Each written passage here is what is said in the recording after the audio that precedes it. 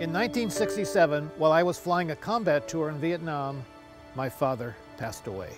Thanks to a program sponsored by the American Red Cross called the Services to the Armed Forces, they arranged for me to be with my family during this difficult time.